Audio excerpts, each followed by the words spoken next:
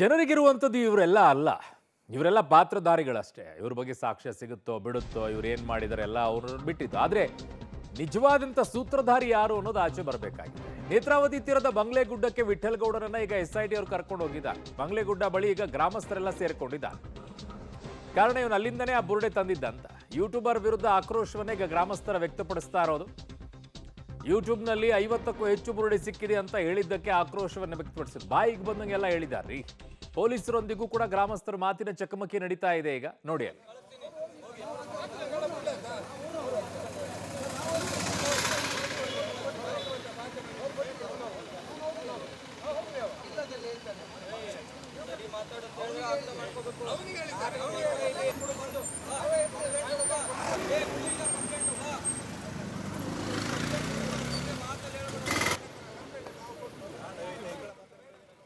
ಸಹಜವಾಗಿ ರೀ, ಆ ಊರಿನವರಿಗೆ ಅವ್ರದೇ ಆದಂಥ ಒಂದು ನಂಬಿಕೆ, ಒಂದು ಭಾವನೆ, ಒಂದು ಅಟ್ಯಾಚ್ಮೆಂಟ್ ಇರುತ್ತೆ. ಆ ಊರಿನ ಬಗ್ಗೆ ಯಾರಾದರೂ ಸುಳ್ಳಾಗಿ ಹೇಳಿದ್ರೆ ಕೋಪ ಬರಲ್ವಾ?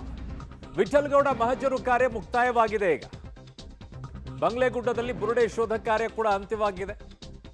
ತಂದಿರುವಂಥ ಬುರುಡೆಯ ಪೂರ್ತಿಯಾದಂಥ ಅಸ್ಥಿಪಂಜರ ಸಿಗ್ತಾ ಅಥವಾ ಇಲ್ವಾ? ಸ್ಥಳ ಮಹಜರು ಮುಗಿಸಿ ಈಗ SIT ಅವರು ವಾಪಸ್ಸಾಗಿದ್ದಾರೆ. ಸಾಕಷ್ಟು ಬುರುಡೆ ಇವೆ ಅಂತ ವಿಠ್ಠಲಗೌಡ ಹೇಳಿದ್ದ. ಏನು ಬಿಟ್ಟಿದ್ದು ಬುರುಡೆಯನ್ನ. ವಿಠ್ಠಲಗೌಡ ಮಹಜರು ಕಾರ್ಯ ಈಗ ಮುಕ್ತಾಯವಾಗಿದೆ.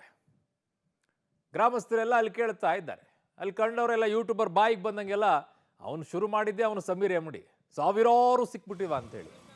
ಸಾವಿರ ಕಲ್ತಿದ್ನೋ ಇಲ್ಲೋ, ಕಲ್ಸಿದ್ರೋ ಇಲ್ಲೋ ಅವನು. ಸಾವಿರ ಅಂದರೆ ಎಷ್ಟು, ಸೊನ್ನೆ ಎಷ್ಟು ಬರುತ್ತೆ ಏನೋ ಅಂತೇಳಿ ಗೊತ್ತಿತ್ತೋ ಇಲ್ಲ. ಅದರ ಕಥೆ ಈಗ ಇನ್ನು ಉಳಿದಂಥವರೆಲ್ಲ 50 ಅಂತೆ. 50 ಅಂದ್ರೆ ಏನು ಅಚ್ಚಿತುಪ್ಪ ಅಂದ್ಕೊಂಡಿದ್ದೀರಾ? ಅದನ್ನೆಲ್ಲ ಎಷ್ಟು ಮೂಳೆಗಳಂದ್ರೇನು, ಹೆಣಗಳಷ್ಟು 50 ಸಿಗಬೇಕು ಅಂತಾರೆ. ತಲೆ ಬೇಡವಾ? ಬಾಯಿಗೆ ಬಂದಂಗೆ ಹೇಳ್ತಾ ಇರ್ಬೇಕಾದ್ರೆ? ಅಥವಾ ನಿಮ್ಮ ಮನೇಲಿ ಏನು ಹೇಳೋ ಕೊಟ್ಟಿಲ್ವಾ? ಹೆಂಗಿರುತ್ತೆ ಹೆಣಗಳು ಬಿದ್ದಾಗ ಏನಿರುತ್ತೆ? ಅಷ್ಟೊಂದು ಮೂಳೆಗಳು ಹೆಂಗೆ ಸಿಗುತ್ತೆ?